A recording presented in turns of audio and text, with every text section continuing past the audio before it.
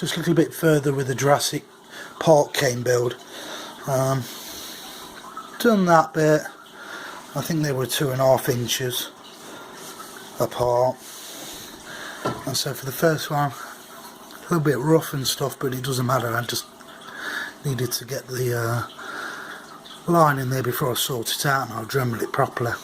So I used a Dremel and a little sanding barrel just to get in there, and then next I'm going to sand all these down, but this will all tidy up. And on the shape there of the spines, well, vertebrae in the wood, and it's starting to look good. It's coming out quite well. Still need to sort of tidy it up, but